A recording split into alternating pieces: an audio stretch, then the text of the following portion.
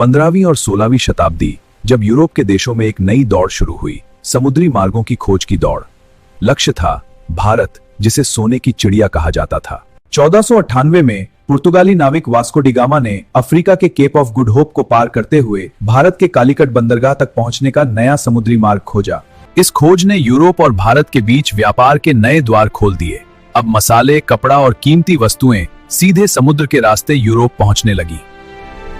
31 दिसंबर 1600 को इंग्लैंड की रानी एलिजाबेथ प्रथम ने ईस्ट इंडिया कंपनी को व्यापार करने का अधिकार दिया। 1608 में कंपनी का पहला जहाज सूरत के बंदरगाह पर पहुंचा। शुरुआत में उनका उद्देश्य केवल व्यापार था, लेकिन धीरे धीरे उन्होंने भारत की राजनीतिक स्थिति में हस्तक्षेप करना शुरू कर दिया। 1757 में बंगाल की धरती पर एक निर्णायक युद्ध हुआ, प्लासी का युद्ध।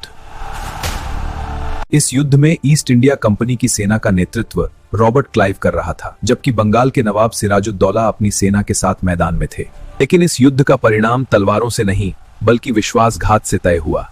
नवाब के सेनापति मीर जाफर ने अंग्रेजों का साथ दिया और सिराजुद्दौला की हार हुई। मीर जाफर, हमारी जीत के बाद तुम अब बंगाल के नवाब हो। और यहीं से भारत की राजनीति में ब्रिटिश हस्तक्षेप की असली शुरुआत हुई। 1764 में एक और महत्वपूर्ण युद्ध हुआ, बक्सर का युद्ध। इस बार अंग्रेजों के सामने थे मुगल सम्राट शाह आलम द्वितीय, अवध के नवाब शुजाउद्दौला और बंगाल के नवाब मीर कासिम। लेकिन अंग्रेजों की संगठित सेना ने इन तीनों को हरा दिया। इस जीत के बाद 1765 में इलाहाबाद की संधि हुई, जिससे ईस्ट इंडिया कंपनी को बंगाल, बिहार और उड़ीसा की दीवानी मिल गई। हम स्वीकार करते हैं। प्लासी और बक्सर के युद्धों ने भारत में ब्रिटिश शासन की मजबूत नींव रखी।